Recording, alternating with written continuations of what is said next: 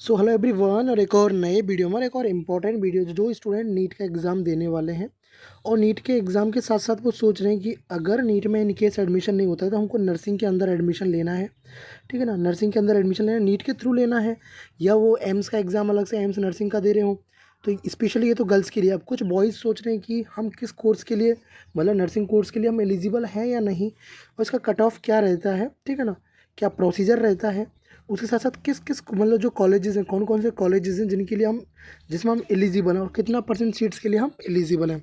ठीक है ना। तो पहली चीज़ तो मैं आपको बता दूं, जो इसका काउंसलिंग होता है सेम जैसे आपका एमबीबीएस के लिए एडमिशन के लिए जो काउंसलिंग होता है, बीडीएस के लिए होता है, सेम उसी प्रोसीजर से आपका इस नर्सिंग का भी काउंसलिंग उसी के साथ आपका होता है।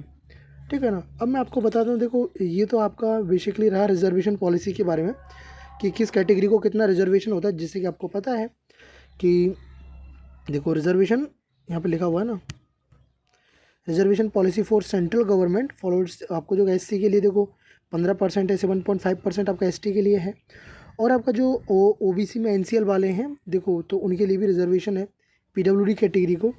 और सीडब्ल्यू सीट्स देयर में certain seats reserve for CW candidate in certain central nursing institute which candidate are advise to check their eligibility condition and those institute के लिए वो एलिजिबल होते हैं। अब देखो कौन कौन से आप कॉलेजेस के लिए एलिजिबल हो, सबसे पहले देखते चलो।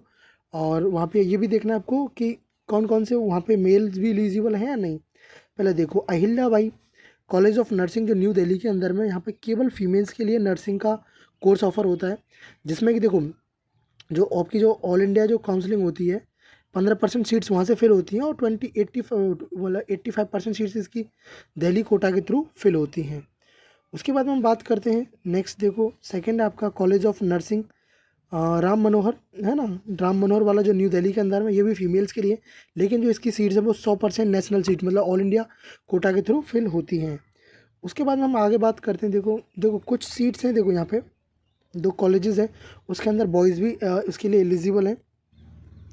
देखो एक आपका ये, देखो ये वाला जो कॉलेज है ये भी न्यू दिल्ली के अंदर है, इसमें भी 15%, इसमें देखो ये भी सेम 15% सीट्स आपकी ऑल इंडिया कोटा और 85% स्टेट कोटा के थ्रू फिल होती हैं। कॉलेज ऑफ नर्सिंग देखो लेडी हार्वर्ड, ठीक है ना, जो न्यू दिल्ली के अंदर में, इसमें 100% सीट्स होती है आपके ऑल इंडिया कोटा के थ्रू फिल होती हैं। और Rajkumari Amrit Kaur college of nursing New Delhi के अंदर में, उसमें भी 100% सीट्स आपकी इसके थ्रू फिल होती है। कॉलेज ऑफ नर्सिंग ये देखो, ये भी न्यू दिल्ली के अंदर में, तो इसमें भी आपका 100% सीट्स फिल होती हैं। अब ये देखो दो जो कॉलेजेस हैं, कॉलेज ऑफ नर्सिंग देखो बीएचयू के अंदर, मैं बोला था ना बीएचयू का एडमिशन प्रोसेस के लिए मैं वीडियो बनाने वाला था, बट इसी वीडियो में आपको समझ भी आ गया कि ना बीएचयू में अगर आपको नर्सिंग के अंदर एडमिशन लेना है तो वो भी आपका इसी के थ्रू, नीट के थ्रू एडमिशन मिलता है बीएचयू नर्सिंग के लिए भी।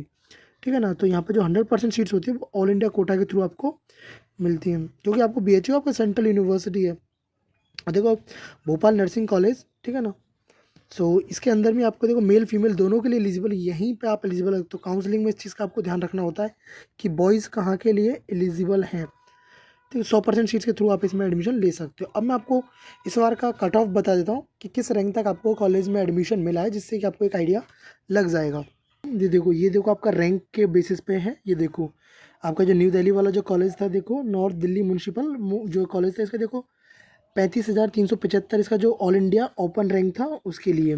जो आपका वाराणसी का था देखो 32,000 से स्टार्ट हुआ था, 56,838 पे क्लोज हुआ है। भोपाल का जो नर्सिंग कॉलेज है इसमें देखो 63,193 पे क्लोज हुआ है। ये देखो 69,884 रैंक पे क्लोज हुआ है। इसका आप स्क्रीनशॉट लेके रख सकते हो। ठीक है ना। उसके बाद में देखिए ये देखो आपका डॉक्टर राम मनोहर लोहिया वाला जो है, ये देखो 69,940 रैंक पर क्लोज हुआ है। 77,000 रैंक पर अप्रॉक्स में आपका ये क्लोज हुआ है, देखो फ्लोरेंस वाला। ठीक है ना। उसके बाद में देखो ये आपका जो महावीर मेडिकल कॉलेज के अंदर में जो है, तो इसमें देखो 78,000 रैंक पे इस पर क्लोज हुआ है। और लक्ष्मीबाई बात्रा कॉलेज जो दिल्ली के अंदर में 80,000 रैंक पे क्लोज हुआ है। तो आप देख सकते हैं इस रैंक पर आपका है, ये जो आपका ओपन रैंक के थ्रू आपका ये है। ठीक है ना।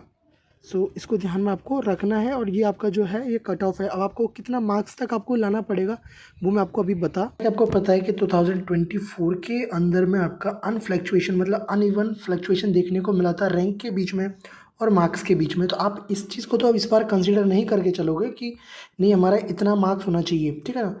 क्योंकि आपको पता है एक चीज़ तो कि जो सब कुछ डिसाइड होता है आपकी रैंक के बेसिस पे डिसाइड होता है, बट जैसा लास्ट ईयर 2024 के अंदर में हुआ है, जितना मतलब आपका जो मार्क्स था उस पर इतना ज़्यादा रैंक का वेरिएशन आया, ठीक है ना, कि आपने देखा कि आपका अच्छा मार्क्स होने के बावजूद भी आपका जो रैंक था, अच्छा मार्क्स होने के बावजूद भी आपका रैंक इतना नीचे चला गया जिसका कि आपने कभी कल्पना भी नहीं की थी। तो देखो मैं आपको बोलूँगा कि आप अगर टारगेट कर रहे हो तो अगर आप 550 प्लस लाते हो ओबीसी एनसीएल में तो आपको चांसेस रहेगा, ठीक है ना, 550 से। और अगर आप जनरल में 570 प्लस रखोगे तो आपको कहीं ना कहीं एडमिशन मिलने का चांसेस रहेगा। और अगर आप एससी एसटी से रहोगे तो 500 तक भी आप पहुंच जाते हो तब भी आपको एडमिशन मिल जाएगा क्योंकि आपका रिजर्वेशन रहता है, ठीक है ना। सो आई होप आपको ये वीडियो समझ आया होगा, वीडियो अच्छा भी लगा होगा। अगर वीडियो अच्छा लगा हो तो वीडियो को लाइक करते जाना, चैनल को सब्सक्राइब कर लेना और चैनल से जुड़े रहना। आगे किन किन कॉलेजेस के लिए कब अप्लाई करना होगा सबके लिए मैं आपको इन्फॉर्म कर दूंगा, तो आप कोई भी अपडेट मिस नहीं कर पाओगे। तो चलो इस वीडियो में इतना ही। So thanks for watching, bye bye, take care.